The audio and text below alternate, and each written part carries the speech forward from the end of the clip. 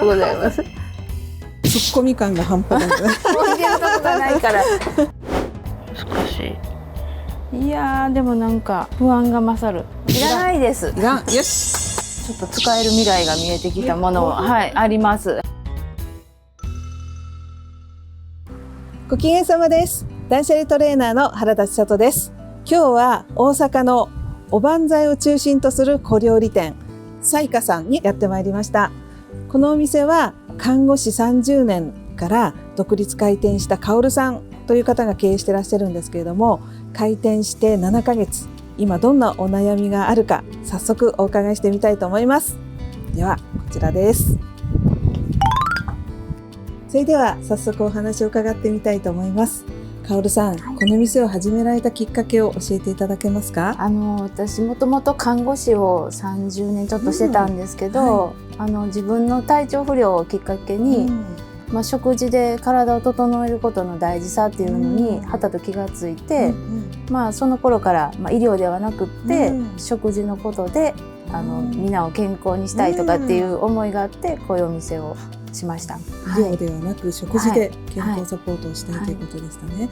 念願のお店を開店して、ちょうど7ヶ月経たれたということなんですけども、今現在はどんなお悩みをお持ちなんですか？右も左もわからない中で、始めたこういう事業で、当初いるんじゃないかと思ってた食器を使うのか使わないのかっていうので不安で置いていたんですけど、でもそれもちょっといらないんじゃないかと思う自分もいてたりとか、あと店内でこう日常営業を回してる時にスペースがこうちょっと足りないなって思うところもあったりとか、ちょっとお店の中もすっきりさせたいとか、そういう思いがあって、お願いしました。なるほど、承知しました。では早速、どんな風になってるか中を見せていただいてもよろしいですか？もうよろしくお願いします。こちらこそです。よろしくお願いします。お願いします。なんか素敵な器がたくさんありますね。この辺はでは小さい小鉢はおばんざいのちょっとランチ営業してた時にたくさんこう使ってたものもあったりとかしていたということは今はしていないということですか？今はちょっともう体力的にやめてしまっているので、夜の営業だけなんですけど。開店当初はランチと夜と両方やっていたけれども、今はランチはやめて夜だけ営業してます。なるほど。じゃあこの辺りはもうひょっとしたらちょっと数的にもいらないんじゃないかとか思ったりはしてます。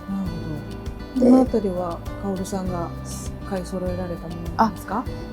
ちょっとここを開店するにあたり、日本料理屋さんからちょっと譲り受けた高価な食器もたくさんあって、でもせっかくだから、そういうものに自分のお料理が見合うかどうかわからないけど、使ってみたいという希望もあったので、大事に使っていけたらいいかなっていう思いもあって、それを極力使うようにしてます。なんか高そうな。でも自分では多分買えない作家さんの食器だと思います。皆さんにもなんかこういうものも見てもらったりとか、触ってもらってしたらいいかなと思って使うようにしてます。ちょっと私が気になるのは、手届きます？これ。いや、もうここまでしか届かない。上はもう一段台に上がらないと全然無理で、私が身長が低いんで、普段あんまり使わないものはちょっと上に置いたりしてるんですけど、でもこの辺のものもいらないものもあるなっていうのもちょっと開店当初、これはいるのかいらないのかっていう選択が自分にはもう全くできなくて、でそれを買いに行ける時間があるのかとか、経済的なところでまたこれを同じものを買うのかって思った時に、もうなんか怖くて不安で、とりあえず置いとこうみたいな感じのところがあったので、いくつもそういうものもちょっと残ってるなっていうのもあります。経済的な不安とか、時間的なね、不安もあり、あとは使ってみたいという希望もあり、いろいろこう入り混じってる感じがしますね。7ヶ月運営してみて、薫さんの中でも、これはいらないかなとか、使わないなと思うものが分かってきた頃ですかね。そうです。本当に。そういうものから引き算していって、どこまで減らせるかということにはなると思うんですけれども、食器の見直しから、はい、今日はやってみませんか。はい、はい、よろしくお願いします。はい、本当によろしくお願いします。はい、では早速断捨離の実践に入っていきたいと思います。いや、これだけの食器があると本当使いこなすのも大変ですよね。はい、管理も大変ですしね。はいはい、あとこの下、はい、カウンターに座ったら見えちゃいますよね。はい、見えると思います。はい。まあ、見栄えの問題もあるんだけども、あと作業スペースとしてもちょっとこう、狭くなるので、ちょっとここを片付けたいっていう思いはあります。まあ、それも含めて、この食器をね、断捨離していくと、まあ、これが上に収めることもできるかもしれないですし、上を整えることで下も整うということが連動してくると思うんですね。ではこの食器からやっていきたいと思うんですけど、でもこれだけたくさんあるとね、どこから手をつけていいかわからないと思うんですね。でもね、断捨離のやり方は、ご家庭でもお店でもやり方は同じなんですよ。まずはね、どんな食器がどのくらいあるか、カオルさん自身がおそらく把握できてないと思うので、だから全部出して何がどのくらいあるか把握する、それがまず第一ステップなんですけれども、全出しというんですね。全部出す。で、出す時に分別、分類、選択、厳選と4つのフェーズを頼むんですけれども、出しながら分別していきます。それは分別は、使える使えないという簡単な分け方なんですけれども、先ほどお話を伺っていて、開店して7ヶ月経ちましたでしょ。で、開店当時はこれも使いたいなとか使うかもとか思う気持ちがあって残したものもあったと思うんだけど、この7ヶ月の間にやっぱりこれ使わないなとかいらないなとか、それからランチ営業もね、今はやっておられないということで、これはランチ営業用のものだからもういらないな、そういうふうに引き算できるものも結構あるんじゃないかと思うんですね。で、出しながらもういらない使わないものを引き算しながら全出ししていきます。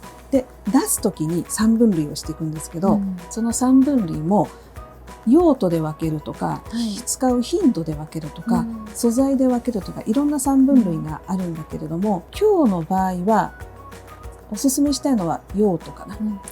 飲み物の器、おばんざい用の小鉢、それ以外の器というふうに3分類しながら出していくと、その後の選択厳選がしやすくなるんですね。それがね、2分類で分けていくといるいらないとか好き嫌いとか、ちょっと大雑把になりすぎる。で、4分類だとちょっとね、判断がまた混乱してくるんですよ。いろいろあるという形で。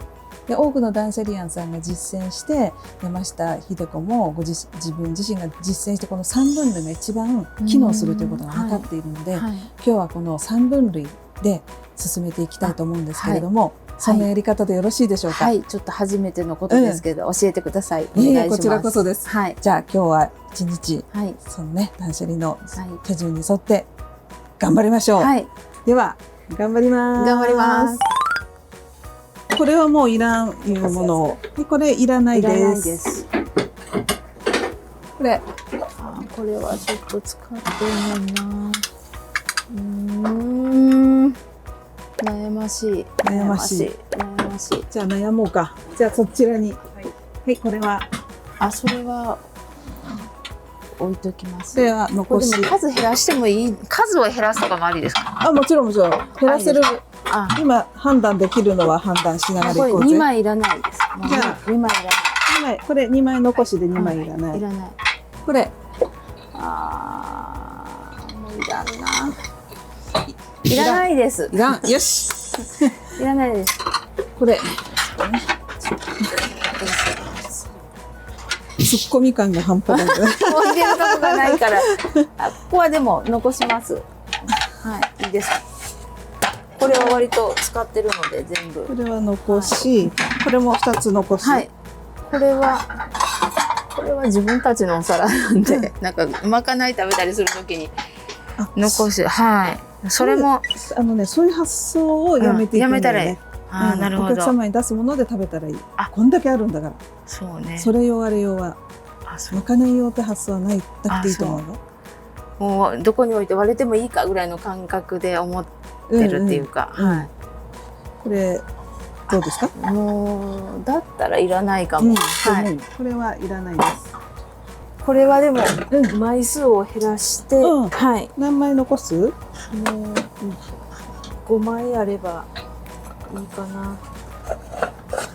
じゃあこれ5枚残すそうですので、収納場所を変えて、収納場所、保管、保管ですね。保管というちょっとカテゴリーができました。残すだけど保管。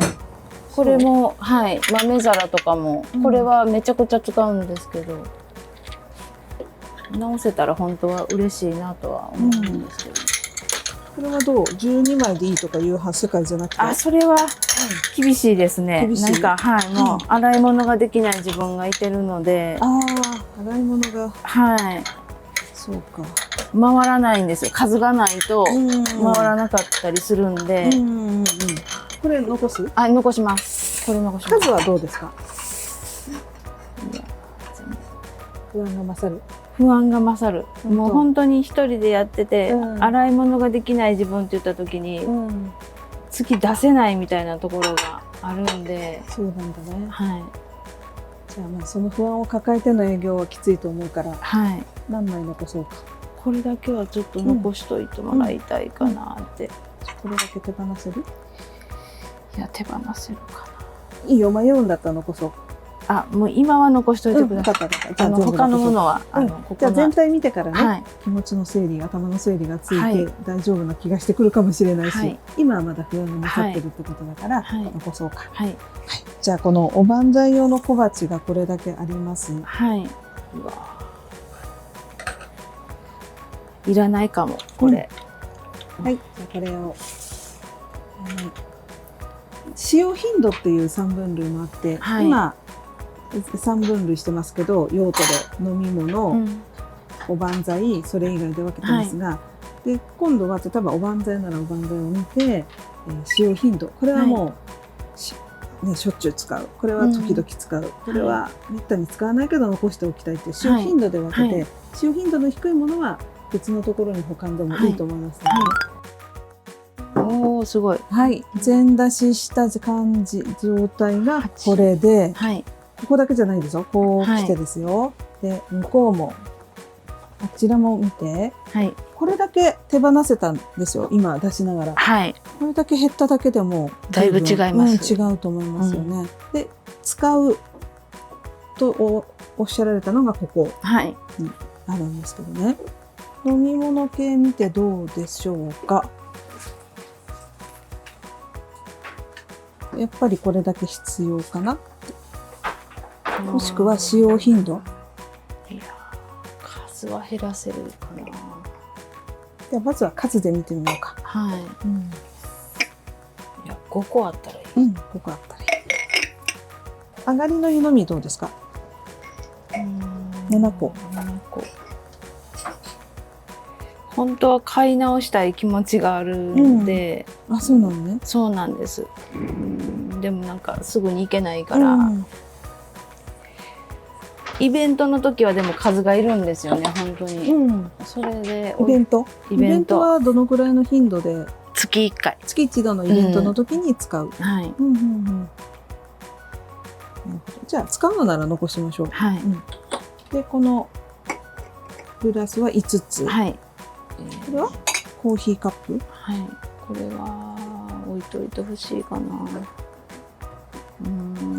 置いといてほしいっていうね、私にお願いしてるんじゃなくて、自分が残すと決める、使うと決める。使います。そう、その発想でいこう。これ使うね、使うから残しますっていうね。このチョコどうですか？チョコは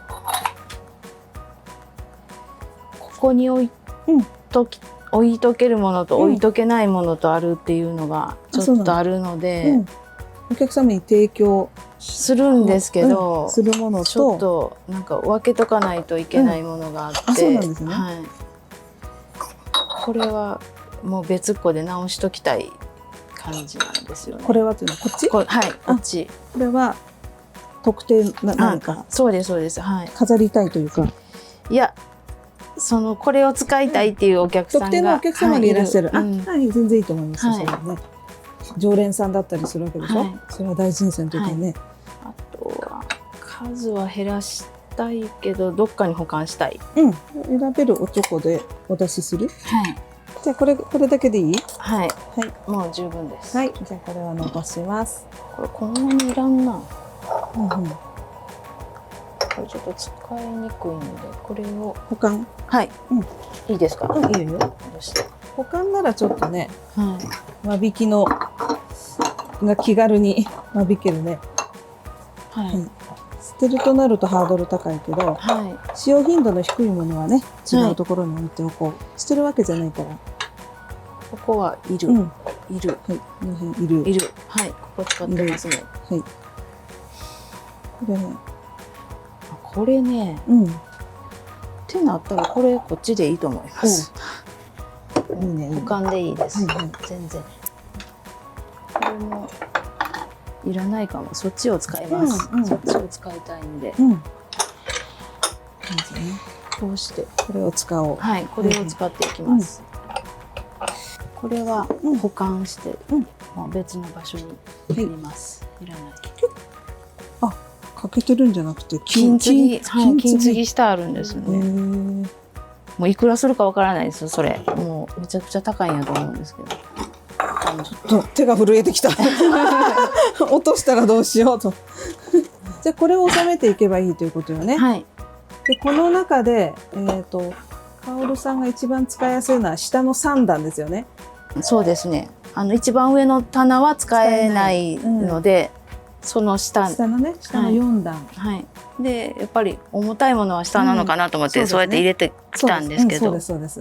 ただじゃあおばんざい関係のものをどこか入れるとしたらどこがいいですか？一番右。一番出入りが激しいのってどれですか？ここ、ここですね。じゃあ戻していこう。はい。どうやって入れたらいいんやろ。分かれへん。いいよ。位置を決めていただけたら、そうですか。並べ方は。そうですか。こんなにギュンギュン詰めていいのかどうかとかもちょっとよく分かってないんですけど。一旦入れてみよう。どうしても入らなかったからなんかもう押し込み癖が多分あると思うんですけど。置き方としては同じものをこう縦に置くといいんですよね。こうなると後ろの柄が見えなくなるので、こういうふうに置くとこの後ろに同じものがあるから、こういうふうに置くと分かりやすいよね。そしてこれが同じものが前後に来て、で例えばこのとっくりもこれとこれ同じやね。そうですね。同じものを縦に。あとは全部違うんだね。はい、違うんです。一個ずつしかない。じゃあ背の高いのを後ろにして低いのを前にすると後ろの柄が見えたりする。どうしようか。いいセンスされてると思いますけど、いいんじゃないでしょうか。飲み物これで収まったよ。すごいです。ね、収まった。じゃあカオルさん、おばんざいの小鉢をここに戻していきましょう。小鉢。はい。でも使用頻度のさっきと同じね、同じ種類を縦に。縦に。はい。そうですそうです。そんな感じ。こっちの方がいいような気する。いいねいいね。そう。こうしといた方が多分取りやすいなと思う。営業中。お父さんも入るんで、なんかすっきりしてんな。祈祷にやっているようでいて、多分カオルさんの中では使用頻度がちゃんと適用されてると思うんだよね。好きなものとか使用頻度の高いものが前に来ていると思うんだ。これ使用頻度高い？高いです。高いよね。じゃあ使用頻度の低いものを上に。このこれどうや？保管だな。いいですね。現実的になってきた。保管だな。もうこうしてた方が私的には使いやすい。なるほど。ちょっと使える未来が見えてきたものはあります。ありがたいです。すごく。こういうのって出ててもいいと思うね。これむしろこういう小料理屋さんにスプレー的にも出てていいんじゃないかと思いますけど。これのけたらいい。もういらなくなったこれは。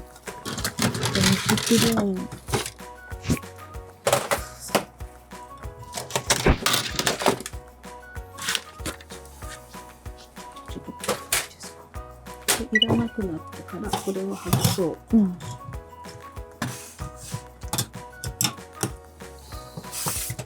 れを外すとして、ちょっと失礼な形にする。調味料、調味料をここに一列にしようか。いるのかな。そんな並べなくちゃいけないのかなって感じですよね。そうそうそう。ここに出して並べる調味料なのかっていらないような気がしますね。もしそうだったら、これも同じものが2つあるんだよね。あ、そうなんです。これ1個家持って帰らなくもと思って帰ってない。持って帰ってない。よしよし。よしよし。これ家持って帰る。これどうですか？これは捨てれるな。もうこれ捨てれますね。はい。ないから。これとかは？これもほとんどでも毎日使うんで、なんか帰りも収納しないで帰ってる、こうやって帰ってることの方が圧倒的に多いんで。毎日使う。毎日使う。そうか。そうなの。そしたらここに毎日出るのはここででもいいんじゃない？はい。ここに並んでても、空でもね。はい。ガムテープとかセロテープとか、まあスケールはいいにしても、これはここじゃなくてもいいんだよね。調理のところ必要？まあ便利に使ってますけど。そうなの？便利に使ってますね。そうですね。調理に使う？調理には使わないけど、はい。まあなくていいですね。はい。なくていいですね。はい。それではカオルさん、今日は本当にお疲れ様でした。ありがとうございました。長い時間手伝っていただいて。はい。とは言ってもね、3時間ノンストップで一緒に断捨離してきましたけど、いやこれだけ物を減らせた。ずいぶん使いやすくなったんじゃないかと思う。やってみてどうでしたか今日？でもまだまだこう、自分が迷ってるというか、捨てられない自分もいてるし、選べないとかいうことも分かったし、まあでもそれでも捨てれるものがたくさんあって、はい、ちょっとここに作業環境が広がって、上に物が直せたっていうのはすごくすっきりしました。そうですよね。いや、そう感じていただけたら本当に嬉しいんだけども、もう初めての断捨離でね、ここまでできた、たくさん物も減らせたし、使用頻度によってこう置き場所もご自身で決めていかれたから、随分断捨離できる方だなというふうにね、お受けしましたけれども、最初ここに入った時に、もうこの7ヶ月間本当に一人でよく頑張ってきたんだなっていうのがね、見て取れました。その状態がこの食器のね多さとか、この調理道具の多さがそれを物語ってるなというふうに感じたんですね。やっぱり時間がない中、体力もどんどんね限界がある中ね、お一人でよく頑張ってこられたなって思いましたよ。で、もちろんね、私もそのカオルさんの頑張りを応援したいけど、私がここに来て一緒に何かを手伝うということはできないけれども、断捨離の力でどこまで応援できるかなって考えたら、環境を整えること、カオルさんが作業しやすいような、そのね、この食器を取り出すにしても、調味料を取るにしても、さっと見つけてさっと取れるっていうようなね、そんな環境づくりでお手伝いができたらなと思って一緒にやってきました。ありがとうございます。何なんかいや、もうなんか本当に素人が始めたこういう飲食店で、でもこう準備しないと本当に営業って回せなくって、そのみんなにこう体にいいものを食べてもらおうとかいうことを選択したら、どうしても準備のその仕込みに何時間もかかったりとか。で、たったでもその9割の準備と1割の営業っていうので、もうそこに主眼を置いてずっとやってきて、準備に9割なんだね。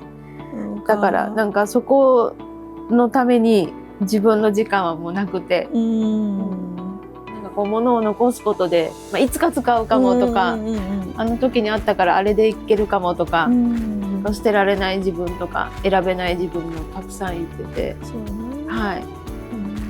でもなんかこうすっきりしたなって思うところがたくさんあるから。いや第一歩にしてはね、初めての断捨離の人本当によく頑張ったと思いますよ。いえいえ。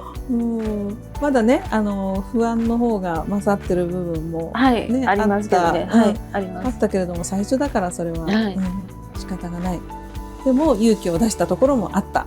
はい、それは私も感じてたから。はい、で今ね準備が9割とおっしゃったけどもその準備ね断捨離ではこう離陸するための滑走路は整備されてた方がいいよね。はいはい、でも来た時の状態だといろんなものがこう障害物競争のように、あれどこだっけあれどこだっけとかね、あこんなとこにあったとか必要なものが見つからんみたいな滑走路にいろんなものがあって、障害物競争のような感じになってたりとか、それを少しでも一つでもこう取り除いて薫さんがこうスーッとこう準備に時間をかけられるように、集中できるようにそんな環境づくりの手伝いができたらいいなと思ってて、まだ初めてだからね、まだこれで終わりじゃないので、繰り返し断捨離をしていくことになるんだけれども、お時間がないとは思うんだけどね、また何ヶ月後3ヶ月後とか半年後とかにまた一緒に断捨離できたらいいなって思ってます。その時はお願いしたいかなと思います。これだけこう食でねみんなの健康をサポートしたいとか未来のね、社会を背負う若い世代の人たちを食事で、応援したいという気持ちは本当に美しいと思うし素晴らしいと思うから、本当頑張ってください。はい、わかりました。応援してます。はい、ありがとうございました。今日は本当にお世話になりました。はい、こちらこそありがとうございました。はい、ありがとうございました。断捨離提唱者山下秀子公認の断捨離トレーナーがあなたの自宅に行くワンデー断捨離サポート。トレーナーと一緒に実践することでぐっと断捨離が進むでしょう。詳しくは概要欄からご確認ください。